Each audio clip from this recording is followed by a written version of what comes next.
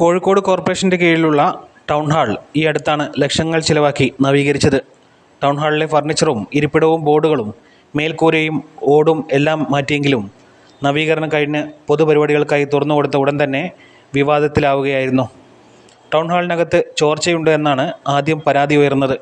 എന്നാൽ അടുത്ത ദിവസം തന്നെ ഇപ്പോൾ മറ്റൊരു വിവാദം കൂടി ഉയർന്നു വന്നിരിക്കുകയാണ്.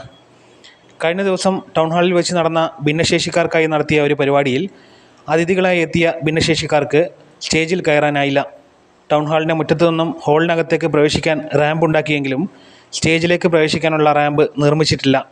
അതിനാൽ തന്നെ പരിപാടിയിൽ പങ്കെടുക്കാൻ എത്തിയവർ വേദിയിലിരുന്നാണ് അനുമോദനങ്ങളും സഹായങ്ങളും ഏറ്റുവാങ്ങിയത്. ഈ സംഭവം കോഴിക്കോട്ടെ ഐ ഫൗണ്ടേഷൻ ചാരിറ്റബിൾ ട്രസ്റ്റിൻ്റെ ചുമതലയുള്ള ആളുകളെ വളരെയധികം വിഷമത്തിലാക്കി.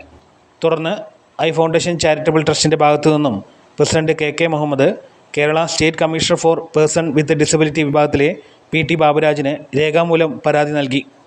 നമ്മൾ 5ഓളം ഗസ്റ്റിനെ വിളിച്ചിരുന്നു, ഭിന്നശേഷിക്കാരായിരുന്നേ. അവരിൽ 4 പേർക്കും നമ്മളെ ടൗൺ ഹാളിലെ സ്റ്റേജിലേക്ക് വരാൻ പറ്റിയില്ല. അവരെ ഗസ്റ്റായിട്ട് വിളിച്ചാണ് നമ്മൾ. അതിൽ ഒരാൾ മാത്രം ഓഡിയൻസിന്റെ കൂടെ ഇരുന്ന് നമ്മളെ പ്രോഗ്രാം ഇരുന്നു. ബാക്കി 4 ഗസ്റ്റും തിരിച്ചുപോയി. അത് വളരെ വേദനാജനകമായ ഒരു സംഭവമാണ്. ഞാനെന്താ വെച്ചാൽ കോഴിക്കോട് ടൗൺ ഹാളിൽ എല്ലാ സൗകര്യങ്ങളും ഉണ്ട് എന്ന് അവരോട് പറഞ്ഞിരുന്നു. പക്ഷേ അവസാന നിമിഷമാണ് സ്റ്റേജിലേക്ക് ഭിന്നശേഷിക്കാരെ കൊണ്ടുപോകാനുള്ള റാമ്പില്ലാന്ന് എനിക്ക് തിരിച്ചറിവുണ്ടായത്. അപ്പോൾ ഞാനത് മേയറുമായിട്ടും അതുകൊണ്ട് തന്നെ കോർപ്പറേഷൻ സെക്രട്ടറിയായിട്ട് കാര്യങ്ങൾ സംസാരിച്ചിട്ടുണ്ട്. അതിനു വേണ്ട എത്രയും പെട്ടെന്ന് ഭിന്നശേഷിക്കാർക്ക് ടൗൺ ഹാൾ സ്റ്റേജിലേക്ക് എത്തിപ്പെടാനുള്ള ഒരു സൗകര്യം കോർപ്പറേഷന്റെ ഭാഗത്തു നിന്ന് ഉണ്ടാകുമെന്ന് പ്രതീക്ഷിക്കുന്നു. അതോടൊപ്പം തന്നെ ഭിന്നശേഷി കമ്മീഷണർക്ക് ഞാനൊരു പരാതി ഇന്ന് നൽകിയിട്ടുണ്ട്. അത് എത്രയും പെട്ടെന്ന് നടപ്പിലാകുമെന്ന് ഞാൻ ആഗ്രഹിക്കുന്നു. അവർക്ക് വേണ്ടി ഞാൻ ഒരുപാട് വീൽചെയറുകൾ, പല മരുന്നുകൾ, മെഷീനുകളും ഒക്കെ ചെയ്യുന്നുണ്ട്. എത്രയും പെട്ടെന്ന് അതിനൊരു ഉത്തരവ് ഭിന്നശേഷി കമ്മീഷൻ ഭാഗത്ത് ഉണ്ടാകുമെന്ന് പ്രതീക്ഷിക്കുന്നു.